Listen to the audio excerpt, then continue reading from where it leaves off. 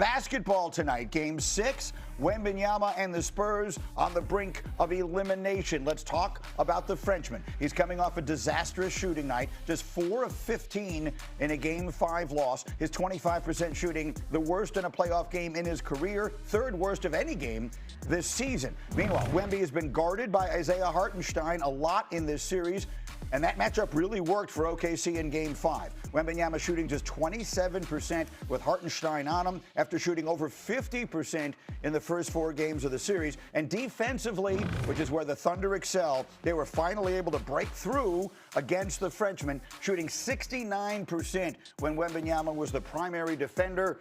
In Games 1 through 4, they had shot 51%. The numbers there. Game 5, Thunder shooting 49% with Wemby on the floor. Second time this series, OKC shot better with him on than off the floor. We talked a lot about maybe he's getting tired. We talked a lot about this being his first go-around. Today, we're going to talk briefly about the pressure that exists. You know, Mike Wilbon, Victor Wembanyama, to whom much is given, much is expected. He's going home to defend home court and keep his season alive tonight. Let's talk about the pressure on the young Frenchman. Yeah, I mean, this is his first foray into the playoffs. I mean, he went from lottery to playoffs and deep in the playoffs. And yes, that kind of pressure is what some of us look at and say, let's just calm down. Let's pump the brakes a little bit. You know, everybody, hardly anybody surpasses that test right away. And needs some time, and Victor may need some time. I fully expect him to have a terrific game tonight. Does he have 2 in him? I don't know about that. People don't have 4 and 5 great games in a series. Nobody, ever. And people just think, you know, when you have a series where you have 3 great games and maybe, you know, another game or 2 above average, and where you're one of the all-time greats, that gets you an MVP in the series. All right? Yeah. So there's a lot of pressure on Victor. But I don't think he feels it. I think that when you're a figure like he is, when you're the face of the league already, and he is at 22 years old or whatever he is, when you've played in the Olympics and you had that pressure and you are representing your country in that way, in the way that he is. In their home nation. In their home nation, yes, France, yes, Greeny. So I think he's not a stranger to it, but he'll get more and more accustomed to it as he has these playoff series. Does he play huge tonight? Do you expect a huge game from Wembanyama? I expect a huge effort, more effort than what I saw in Game 5. In Game 5, his offense was predicated on his defense.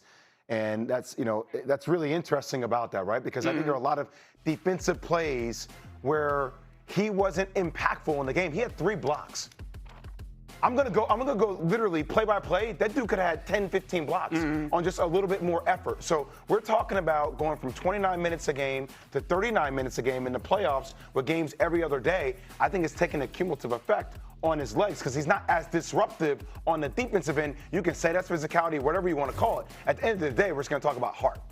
Elimination game. This is his first experience. First time he's going to now know what that's like, to know that your season's about to end if you don't play great.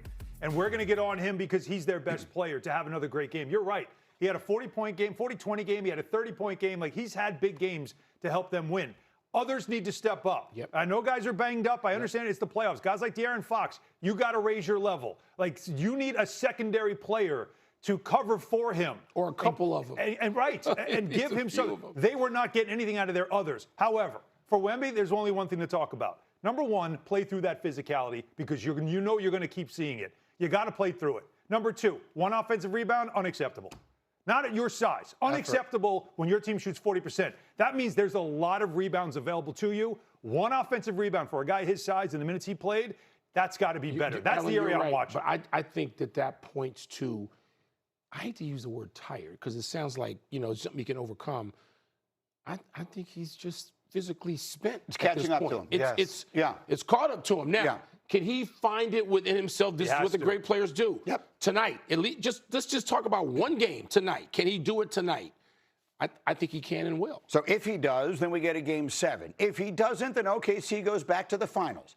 And if that happens, then Shai Gilgeous-Alexander is going to join a list of company that I think is going to make your jaw drop. This is the entire list through the history of the NBA of players to win MVP and make the NBA Finals in consecutive seasons.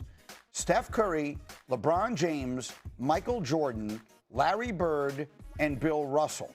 You see the ones that are spot shadowed there won the MVP and the title in back-to-back MVPs. Steph won that MVP of the year. They won 73 games and lost. But the point remains. Shai Gilgeous-Alexander's name would be added to that list, which I think, and I give credit to I'm forgetting where I first heard it, so I can't give credit. But Chris Canty was the one who said it first. He said, we're going to have some uncomfortable conversations about Shai Gilgeous-Alexander because he's a terrific player. He deserves to be the MVP of the league. Are we ready to put him in that company? I think you do that later. I think we get so carried away now with legacy and all these things. Let's see where this goes. Because first of all, Shai Gilgeous-Alexander is entering the prime of his career. He could do this a couple of more times. And then what? Yep. So suppose he goes on that list in a way that nobody else is. He does it consecutive years, like 4. We got to wait. Maybe at this moment we feel a little reluctant to put him there. But Greeny, I mean, in 2 years, we don't know how we're going to frame this discussion. What do you think, JWill? I would say, stat-wise, I think he's in that conversation because the numbers, and you can't take anything away from the numbers. I think stats and styles are very different things. And I think when you look at some of those other players, the styles in which they played, it felt like that's an elite group.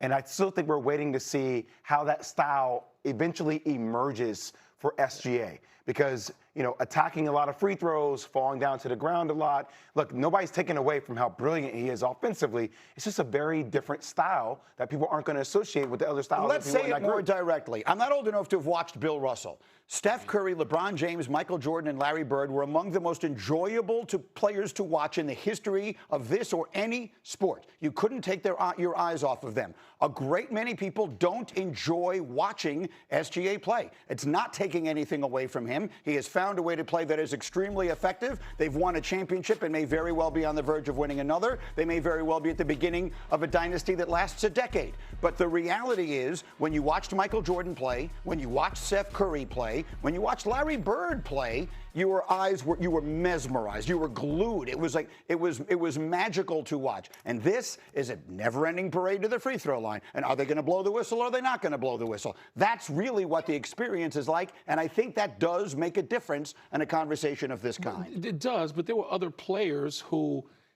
stylistically weren't the greatest, and they were great players. I can think of a 2-time MVP right now in Moses Malone, right, who lived at the foul line, who pounded the boards and got 9 offensive rebounds in a game and scored that way, and there was nothing stylistic or magical about it. And yet, I'm one of those people who thinks that Moses Malone gets short shrift in these conversations, not necessarily of the GOAT conversation, but just a truly great, impactful player, multiple franchises. Right. So, I mean, Shai Gilgeous, again, I just think that has to be written, Greeny. We're a little premature. Mike, you know what I think a little bit of the problem is, though? Like, the slight hesitation, because we're all basketball people, the slight hesitation where you have to be like, you have to think about how you frame it. You don't have to think about how you frame the other guys. No. You don't. Like, he's automatically. He's not with them now, and he might not ever be with them. I'm just saying he's got a chance. Right.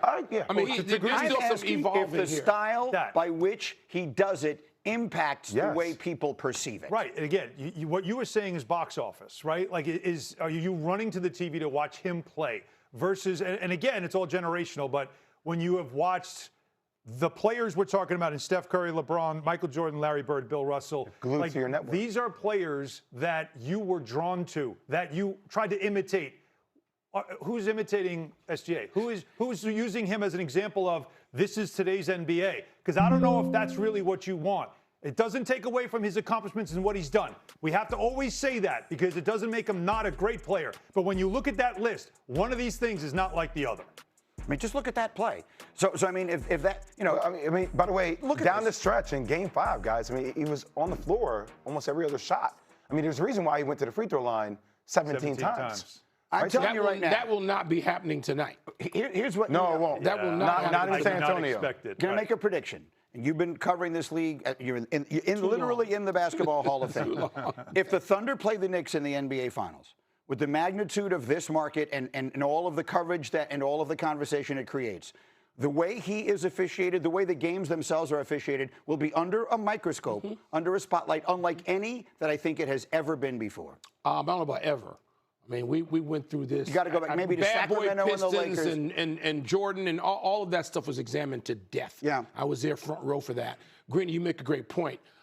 It just depends on whether they win. Winning covers all this stuff. Yeah. The deodorant that covers all stink is winning. And if Shai Gilgeous-Alexander goes back-to-back and he's on deck and he enters next season as a two-time champion and two-time MVP, guess what? There'll be kids out in the playground learning how to fly. Oh, no. Listen. Please, no. You know what, Alan? Please, no. People may not. Jay's leaving. Jay's leaving. Jay, but you guys know I'm right. Let's set those kicks and get ready to fall. You know I'm right. I mean, this is people imitate whatever winning is, right? And that's how it's going to be framed. They can be upset in New York City. Guess what? They'll have to live with it. Adam Silver actually addressed this on McAfee's special last night. We're going to play that for you a little bit later this morning because I think it's part of the discourse in all of this. All right, as we continue, Kids are about to get hurt. Again, our waiting